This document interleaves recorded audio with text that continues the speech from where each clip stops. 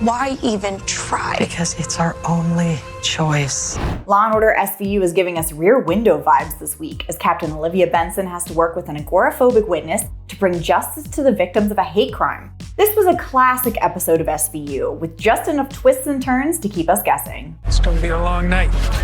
Remind me when the last short one was? And Benson was great in it too, obviously. So let's get into it, season 25, episode 8 of Law & Order SVU. I'm Anna Rumor, and this is Pop Culture Social Call. This week's episode kicked off with a brutal attack on Javier and his cousin Mateo, who were out for a boys' night when they were attacked by a group of 3 men who thought they were dating.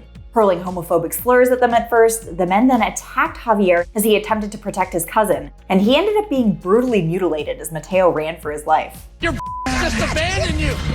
One of the more disturbing parts of this hate crime was that there were plenty of witnesses. One unhoused man who heard the attack from afar, and a woman named Anne who saw the whole thing go down from her window. You're gonna kill him! Seems like a slam dunk case though, right?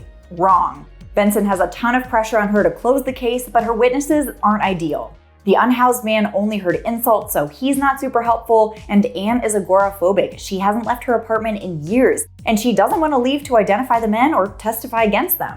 I never leave here. I'm not going anywhere. The only easy part of this case was honestly finding the perps, because while I knew they were bigoted, I didn't expect them to be literally so stupid when it comes to confessing to a crime. Well, who gave me up? No, the Weasel Jordan? Still though, we need that positive ID, and Javier and Mateo were both drinking the night they were attacked, so they weren't much help. It's up to Anne, who is our Jimmy Stewart in this episode. Benson did some really great work with Anne. This is always where she shines. And upon really impressing on her how important her testimony would be, she made sure to transform the squad room into a safe place for Anne. And this was really sweet to see as Anne took the first step towards conquering her agoraphobia. And from there, it was a sure thing. Anne is a sharp cookie, and she expertly ID'd all 3 assailants. I cannot see you. That's too bad. I want him to see me. And justice is served. What do you think about this week's episode? It felt very like old school SVU to me. Let me know what you thought in the comments, like and subscribe while you're there, then head over to popculture.com for the latest in entertainment news.